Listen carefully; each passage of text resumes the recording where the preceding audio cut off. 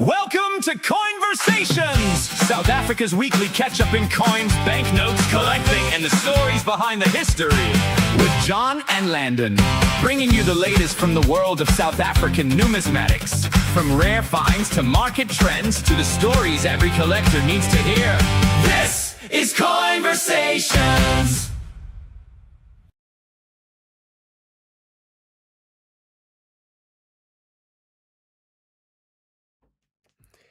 Good evening and welcome to Coinversations episode 11 with John and myself, Landon.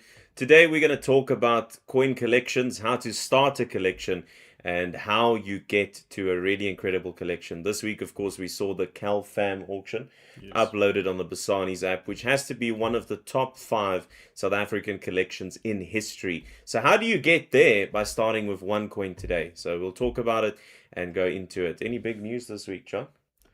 Oh, well, welcome everyone to Coinversations episode 11. It's been a journey. We've hit double digits, Landon. It's been a discussion in the office, seeing that CalFam collection. If you haven't seen it, go into the Basanis auction house app. And how do you get to that? And we've been talking about the steps required. So tonight, this is for you. If you want to start your collection journey, or if you're not too sure exactly where you want to be, well, this is the episode for you. Yeah, and of course we talk about different types of collectors. So we're really spoiled in South Africa where not every coin or banknote is the same. We obviously have our ZAR, Union, more Republic, more modern type of coins. Maybe you do like foreign coins or banknotes. So there's different things to focus on. And usually one person just can't collect everything. I think we've seen that where people maybe sometimes aimlessly buy around. Yes. It is good to have a bit of a plan. You want to complete a proof set. You want to, complete a set of a certain type of coin. Obviously, it's probably better to focus on that then. John, you've got a lot of coins here today. What's I think if we had to guess what coin John has here, no 2.5 shillings, John. We got a couple. So we got a couple of examples here, and what we're going to be talking about tonight is the various types of collections that there is, and these are not limited to this, but obviously there's a lot more. And I think we learned a lot from the interview we had with Thomas van der Spades on the YouTube channel. So if you haven't watched that, please do go and watch that. But one thing that I picked up when we interviewed him is that he was very meticulous in what it is he was collecting. He knew exactly what it is he was collecting. Obviously, top ZAR coinage. But also what was cool is that he had the primary collection.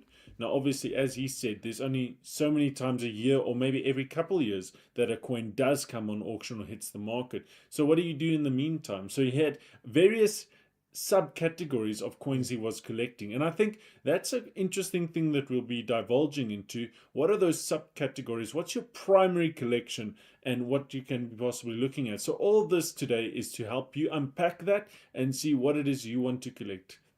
Yeah, and I've seen it many times, people who collect like the Veldpond or the Sammy Mark sticky are also collecting a normal Oompol 5 rand. It's such a variety where just because you obviously like something doesn't mean you don't have to collect other things. So I like the idea of a subcategory. So you have an idea of like, I really want to complete a 1931 proof set as an example, but it's expensive, it takes time, so it's not that easy to do. So in the meantime, I could be focusing on some silver Kruger rands with the privies, or I could be focusing on certain banknotes, replacements with certain denominations. So whatever you're doing in the meantime, probably also good to have those subcategories. And obviously talking about a few coins, if you had to recommend someone, John, that has never bought a coin in their whole life, and now they get to buy something for the first time, what do you think would be good coins to buy? Look, in our previous episode 10, please do go watch that. We talk about the value of what gives a coin value. And I think that's a fundamental to understand. And when it comes to coin collecting, you have to, I believe, build from the foundation upwards. And the foundation of coin collecting is bullion value. So I would always say to a new collector, start with bullion value or as close to bullion value as possible. It doesn't help you jump in early and go for the Veldpond or Sammy Marks, because in London we've unfortunately seen how many people have burned their fingers going for the big guns early on peak just because the money was available. So I would say bullion. So Silver Krugerrand is an awesome series to collect in South Africa. We've got an awesome example here, actually from the Weekend Wonder. It is lot 33, and well, there's a lot to talk about this lot. John, you got to be careful. Is this a potential PF70 in there, Oh, John? yeah. So we've got, what do you want to tell the people? A 2019 combination set of the Space Ranger Privy. It's the Pratley Putty.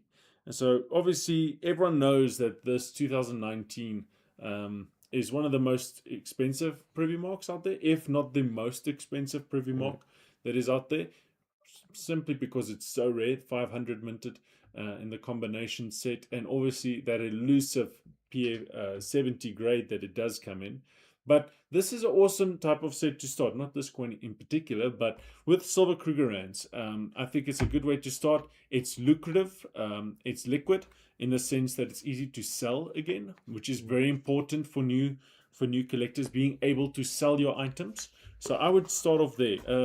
Also from the South Africa Mint, I would also suggest the Big Five. Yeah. Big Five is also a fantastic series to collect. Obviously, there's 3 series that have been launched so far, and it's fun. It's these things you don't always see on the market, and some of them do tend to go much higher than the bullion price. Obviously, when they have been graded, obviously the lion and the elephant always a bit more sought after than the rest, but also awesome series to collect in South Africa. That is a beautiful design, hey? That It's lion. stunning. And those coins are not too bad. I think No. I've seen them recently around 1.4 or something. Obviously, the silver price has dropped quite significantly, and as a result, we are seeing bullion products like that at much better prices compared to 6 months ago, or even longer than that. So I think it's a good time to buy silver, especially with that price, and get into that. Thanks for everyone watching. Obviously, we've got quite a few people tonight. Awesome. Thomas says hello. Thanks. Nice to see you. Parker's fishing. Riaz, nice to see you guys. Thanks for joining tonight. If you do have any questions, we will look at the comments and obviously try and help you guys. So I agree with you, John. Another thing that I do agree with, and I've noticed sometimes there is a bit of a premium on a Krugerrand, but obviously remember, when you sell the silver Krugerrand, you're also getting a bit of a premium over the spot price. So it goes both ways. But if you really wanted to buy silver at the spot silver price, I do think old South African crowns, 47 to 64 is quite a good idea. You very often can get a crown at spot, where obviously for a silver Kruger you're not really going to get that one at spot. So as a difference between the two, I like the crowns, and I think if you are a South African collector and you're just in it for from an investment point of view, I suppose, looking at crowns or getting stuff as close as possible to the silver price is obviously a good way to go. But once you start getting a few coins in your collection, you can't help but start loving it. You get that feeling, you start learning more about the history and the stories. And John and I, before we started tonight, we did speak about a lot of literature which is very underrated in South Africa. So obviously, John, you've got a few books here. So I remember there was an auction a while ago on Basani's auction house where it was all this literature, all these fantastic books, and I bid on everything. And unfortunately, I won basically everything on the auction. Yeah, that was like a year ago. No, it wasn't that long ago. And the sad thing about it is, and one of the books that I did win was this book, which I'm really excited about, which I'm studying, the album of Levine Collection, ZR Coins and Counterfeits. Now, one thing that we need to understand in a very digital age is that the literature for coins is mostly still in textbook form from those who have been before us in collectibles, and you cannot shortcut it, ladies and gentlemen. One of your superpowers when it comes to real numismatics, when you really want to collect coins, is studying the literature. Prof. Francois Milan, Engelbrecht, all those types of books. Understanding the context of the coins is very important when it does come to coin collecting. And yes, we do have the Hearn catalog digitally for the first time available to all the members of the South African Coin Collectors Club, but still get into the physical textbook and study. I really I can't emphasize And that the big enough. thing is, how can you say that you really love the history if you've never read these books, John? No. I mean, think about it. At the end of the day, if you want to be a ZAR collector, there's some incredible ZAR books out there. You know, obviously Francois Milan recently with the Burgerspont book that he brought out. Yes. You know, there's obviously Pierre Norquia in my hand. I've got very, very cool about the Griquas town coinage. You know, so the first real coinage of South Africa, and talking about that. So there's so many books and things where if you wanted to be a collector, it's not just about the physical coin, it's learning about the coins. And sometimes a lot of coins are just too expensive, but at least we can read about them, learn about it, and understand and value that a bit more. Yeah, it's one of my big passions. Is obviously I love studying the World War II history, and so I collect the Union silver, the 2.5 shillings, and everyone asks me like, "Is nie verraai, kom versamel hierdie Engelse munte," né? Like, but I love World War II history, and if you understand the context of which George VI became king, he was a reluctant king, came into Second World War. Understanding that picture is something that I connected with. But you need to understand the story behind the coins. It just adds so much to collecting. It adds so much volumes.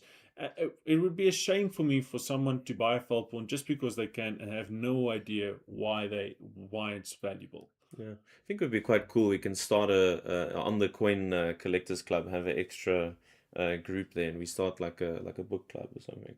We do Yeah, like one. We do that would one be book. really cool. I We actually like that. A yeah book we club for the Yeah, oh, we do one book a month or something, yeah, and we that'd get be it on awesome. there. And obviously, you guys, if you haven't looked at it, the Western Cape Numismatic Society also does have a lot of access to ebooks and stuff on their website Yeah. online. So it's possible to read a lot of the stuff without having a physical copy of it, which obviously also makes it easier. But I think that could be quite interesting. Yeah, Yeah. maybe do something like that. I just quickly want to revert back to your previous point about the collecting of 5 shillings. And I would actually say, Landon, that is the primary start for any collector when it comes to South African coins. For a couple of reasons. 5 shillings, 1 rand. Yes, it's actually quite cheap to get into them. But also, when you do get quantities, which you relatively can with them, is you can quickly learn how to grade. I think 5 shillings is a very easier way to start grading, understanding, looking at various examples of them, and getting to understand grading. It's also a very shorter type series. For 5 shillings, it's very realistic to get the 18 coins, obviously. And I've got my only one here, the 1959. Is the one everyone's looking for. You know, they actually saw, Landon, there's a big discrepancy in the Hearn catalog. And we're going to talk about the tools that you can use in a moment. But the Hearn catalog has a bit of a discrepancy when it comes to 5 shillings and what the catalog value is and the market value. Because according to the Hearn catalog, you know what's the second most valuable 5 shilling? Mm, what, the 1950 No, improve? Which one? 1956. 56. More than the 50. What's the Yeah, improve? go look at it. Oh It's wow. very interesting that the The 1950 in 1950s. Min The State, but 1956. Yeah, which 54 should also be quite good. 54 should actually be there, and Yeah. 55 also. Yeah, yeah. But yes, anyway, so you wanted to discuss. Do we have a comment there? Oh yeah, so Thomas is talking about his numismatic field here. He Yes. says top ZAR coins is what he wants. He wants Gouvernements notes, Kruger Silver Series, the Aura coupons, duplicate serial banknotes, Czech 5000 Corona series, Yes. and extraordinary SA numismatic pieces. I suppose you every now and then get items that are like, if you don't get it, you're not going to see it again. No. You know, the one of a kind. You know, that's where I have a small passion for error coins and error banknotes Yeah. and stuff, because you don't really know how rare it is. You know, we've seen last year the first mule coin that we've publicly seen, where on the one side it's South Africa, the other side it's a Namibian coin. When are we going to see something like that again? You know, so there's weird or, you know, extraordinary items that I think also get put into those top class of numismatics that people sometimes miss. You know, this week there was conversations. Did you see those ZAR banknotes with I Paul didn't see Kruger it, on the no. group? Man, it's like these incredible late 1800 banknotes of Paul Kruger that obviously you don't see during the ZAR period. So there's lots of stuff like that where if you never see something, how do you put a value on it, right? Yes, and I think what Thomas, you know, and that's the thing that I encourage every collector to get to is firstly study the literature, understand what it is you want to collect, build that foundation. Obviously, we're going to talk about the tools now again, but what Thomas has done there and what I like to see in my collection is there's a priority list. Like, um, let's not say non-negotiables because things are expensive, but if there's a coin that comes onto the market for me that I just need to buy, that would be Brazilian coins for me. I don't know how many Brazilian coins come into the market. I'm collecting Brazilian numismatics. So in South Africa, that's in context very difficult to get.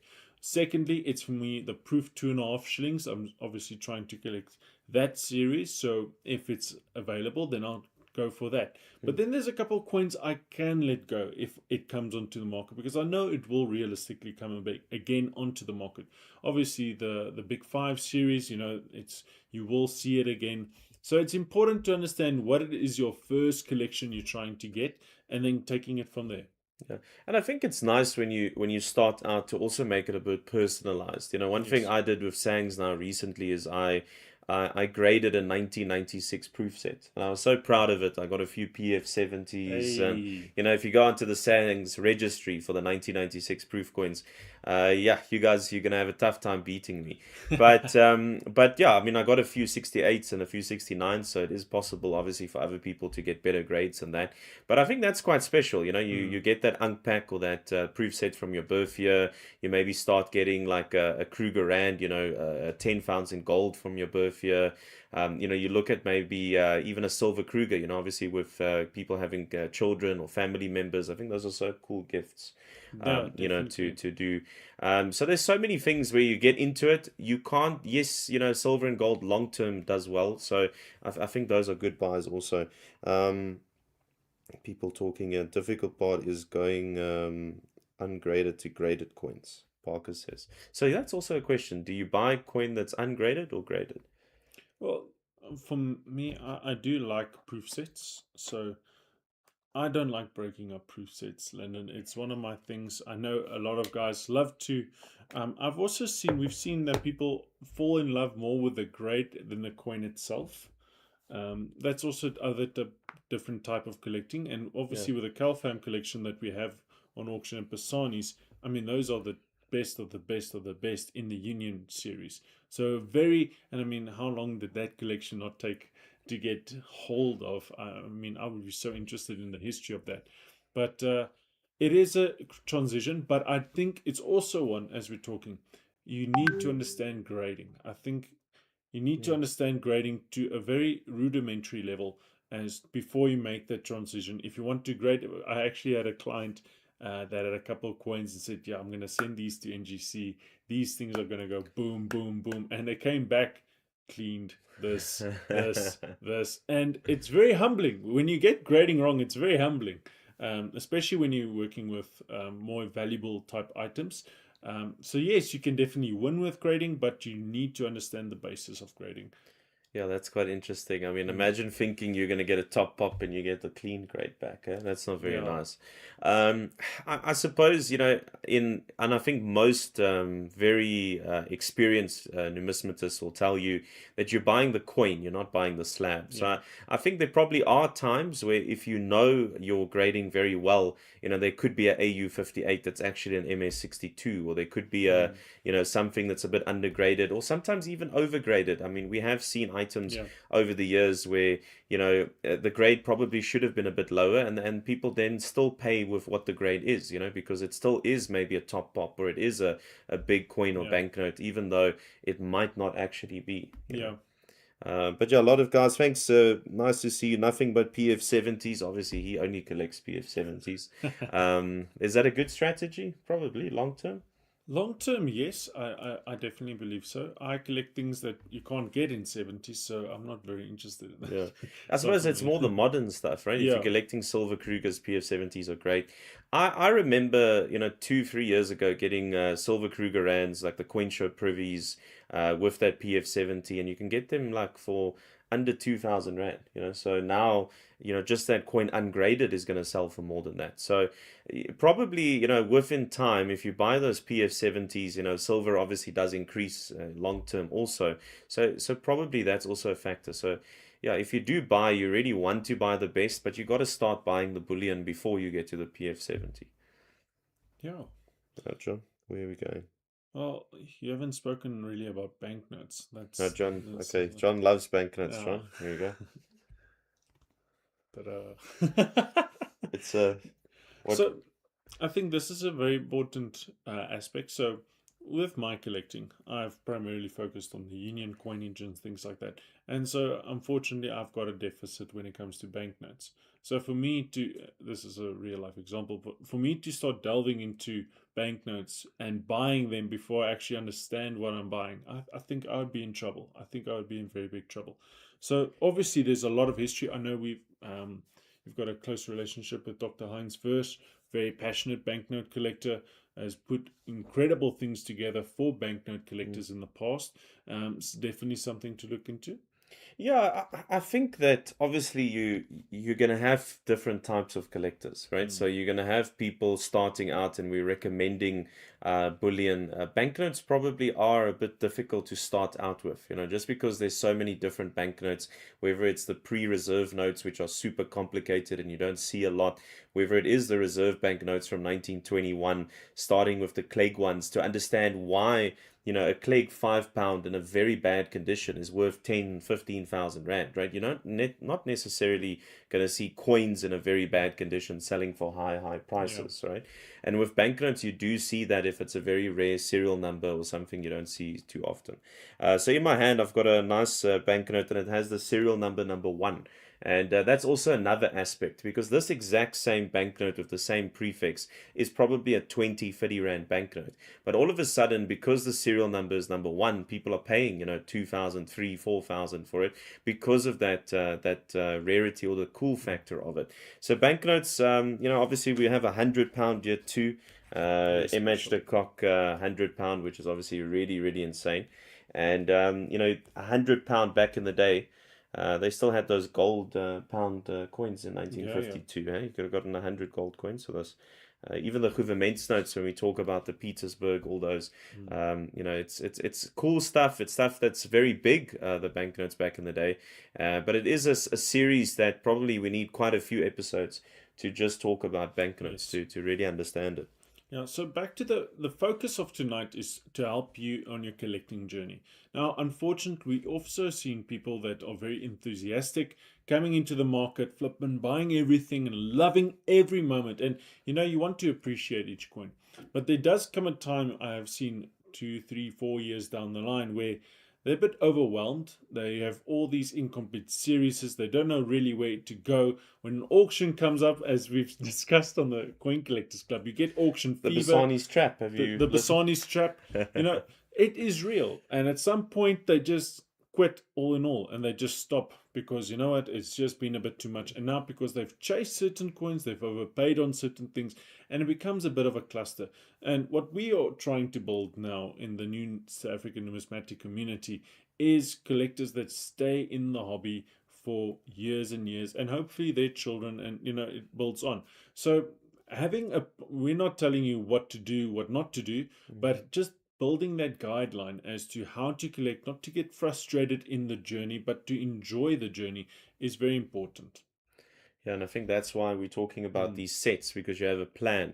I mean, so many times we talk to people who have 5 or 10 of exactly the same coin, yeah, but then the very next year of that coin they don't even have. yeah, So if you have that plan of you want a 49 proof set or you want a 50 proof set, and a lot of people when they collect 1949, they only have, let's say, the 1 shilling as an example, right? Because it's a bit of a more rare coin, so they're missing the whole other set. But you might have 4 or 5 of that coin. Why not just get rid of 1 or 2 of them and get a full 49 set? So there's so many things that you could do, even with the silver Krugers, the crowns. When you're buying crowns very close to the silver price, you could also get different years. Now you're starting to yeah. collect the full set to complete that, and it does make it more fun, right? You got that journey, you got that mission that you're on. It's better than just buying random stuff all over the place. Yeah, so a very nice one that I've really enjoyed. Obviously, the Crown series was the first one I completed. Obviously, the 59 took the longest. But I remember when I joined the numismatic community 3 years ago, I still posted a picture of my Crown series, and I needed the 54, I needed the 59, the 50, I think. And you slowly build onto it. And when you complete it, bank it, don't sell it. Like, I don't know, that's for me. I like to collect it like that. An easy or cheaper series is to actually get all the union coins circulated. We see a lot of quarter pennies, half pennies, full pennies go onto the market, but how difficult it is to get the full series circulated. And it is possible. You can get it much closer to the bullion price if you wanted or something. This is more for younger collectors. But yes, make fun of it. Find a goal for yourself that you can't just do overnight. I think that's also an important part. Yeah, I actually saw a really impressive collection this week where it might not be worth a lot of money, but imagine having every 2 cent coin, right? 65 to 1990, every 5 cent, every 10 cent, every 20 cent. And those coins you can probably get in close to uncirculated condition at very low prices, So there's stuff like that where you can collect it, it's more fun and it might not necessarily be expensive. Yeah. Have any questions there coming I through? see Parker wants you to tell him more about your ZAR coins. If you're grading them, what are you doing with your ZAR coins? My coins. Yeah. He says, John, tell us more about those ZAR coins of yours. Okay. Well, I'm not actually there yet where I'm grading them. I have a bunch of ungraded coins, and I'm trying to practice what I preach. I'm trying to get that whole series because it's easy to get is actually easy to get 1892 3 pence circulated condition, not great coin, but you can have that coin. So it's really fun for me to try complete every series. It's not actually that easy. Obviously, 1893, it's difficult to get the 1 shilling and this and this and this. But from there, obviously, I'm training my eye to grade the ZAR coins. It's been a lot of fun because obviously there's a lot of value if you do get that right. Oh wow, so Parker says managed to complete my full set of circulated pennies. Oh, that's awesome. Cool. That's awesome. That's an easy series to do is the ZAR one because you only have the 92, 93, 94 and then the 98, right? Obviously 93 in a very circulated condition is not going to be super expensive. So that's quite a nice one. Even 97 silver, which I've spoken about a few times, is quite nice to get all of those coins. Obviously once you start going into the gold coins, that's where the expensive part comes, with the ZAR coins or the uncirculated ones, of course. Also, John, big news this week. We obviously sold out the tickets for the Gold Reef City Mint Day on the 22nd of July.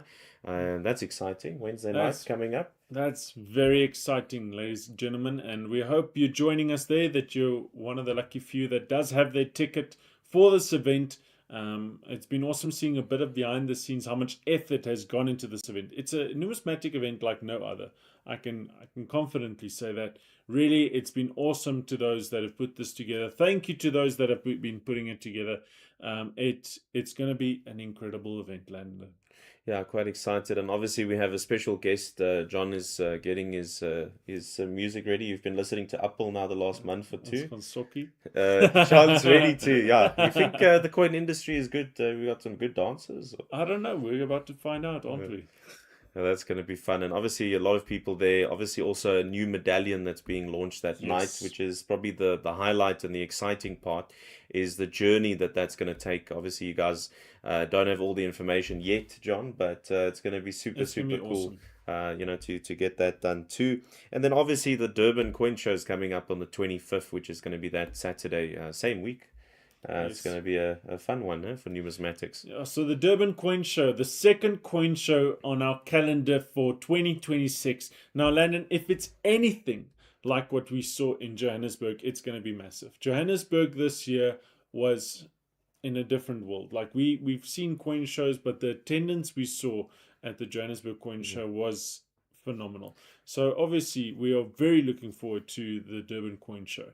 And also do remember, if you do have 5 Rand coins, rather don't come, huh, John? Rather don't come. It's a lot of disappointment usually at these events. Obviously, with the Durban Coin Show is the release of Volume 2 of the Coin Collector, which is very, very exciting. Some awesome articles that have been put into that. It's building upon itself. And I'm very excited. I'm going to be first in line to get the second volume. Oh, wow. I mean, how did you get first? Did you book the spot or? No. I'm just going to be there early, Landon. Okay, what's Tell them about your article. Coinversations. Are we in the? Yeah, so we made the cut. Has it been confirmed? Yes. So Also in the Coin Collector, there will be a Coinversations article with myself and Landon, where we give our expert opinions. On Landon? the front page, of on course. the front page. It's our faces. No. No, we haven't made it just yet that far. But no, the second edition of Coin Collector is going to be there. You know what's been awesome, and I'm just giving you a bit of incentive if you're around the country, is we've seen how the exhibitors, the dealers, are actually stepping up their game with their exhibits. We saw that I saw in the Sant group that the exhibits have been sold out, those fantastic exhibits. So it's going to be amazing. I'm really looking forward to the Durban Coin Show that's coming up the 25th of July. It's going to be and awesome. Thomas is telling us, of course, not to forget, there is a Durban Coin Fair privy. Of course. I mean, that's going to be insane. Also, the Durban one actually seems to be a bit more difficult to get. Look, so the privy marks from South Africa Mint have been an incredible addition. Obviously, starting off with Cape Town privy mark, and every year we've been building upon it. Now, we've been talking about collecting the South African Krugerrand series, the Silver Krugerrand series, and last year, in fact, was it this year, that it just became a bit more difficult with a mintage figure going from 1,000 to 500 at these events. So you cannot miss it. I remember at every event so far, it has been sold out within the first couple of hours. So you don't want to miss out on the Durban Privy Mark. Yeah, maybe send your local Sant dealer a few messages there to try and get one, hopefully by the time that coin show happens. Obviously, Riaz is asking about the first coin you ever had graded, John. First coin I ever had graded. It was my 1937 Fantasy Crown at Sanks. Wow. Yeah. Top pop. Yeah, top I pop. got that right. I mean, Yeah. Obviously, John only deals with top pops. All of these coins. That's my only top pop, but that's a top pop coin. So that was a PF69. So that's awesome. Yeah, that's a proper grade. Yeah, that's a proper grade. Jeez. Yeah. So thank you to Sanks, but that was my first coin I had graded at Sanks. Well, that's awesome. Yeah, top pops. I had I had the 1952 crown. I think that was my first one that I had graded. That's awesome. Thanks, guys. Obviously, a lot of you here tonight. If you do have any questions, obviously in this, you can obviously comment afterwards also, and maybe message John or me directly. Obviously, we are on the groups also with the Coin Collector Club. So if you guys do want to ask questions, you want to show us your collection, you need some guidance or help, we're happy to help where we can. I think that's what we want to do. We want people to have collections that they're proud of. We don't want people in 5 years from now to be like, listen, I've been buying for 5 years and I don't even know what I have. We don't want that. Yeah. So we obviously are here to help you guys. And I think a big takeaway, Landon, is the South African Numismatic Coin Book Club. I think we should do what do you think? Get book club, Landon? Yeah, we get one. We share like a nice online thing that people can read once a month or something. Because the Western Cape Numismatic Society has been so far ahead. They've been doing fantastic work. We obviously have the Coin Collector. We've got so much articles being released on the South African Coin Collectors Club, which has been fantastic. But I definitely think it's worth Conversations Book Club. Yeah, that would be Join cool, it. Yeah, why not? So thank you for everyone joining tonight. It's been awesome. Please do leave your questions. But we're trying to build a series that you can be a better collector, enjoy the hobby for longer, and be more enriched by it. Yeah, thanks for everyone being here. And of course, next week, episode 12, we're getting closer and closer to the GRC big evening, which I'm really excited about. I think people are going to be very shocked with what's going to happen that night. And one of the coolest nights ever in South African numismatics. And of course, that Durban Coin Show getting closer. Exciting. Yeah, let's go for it. Thank you very much, everyone. Enjoy your evening.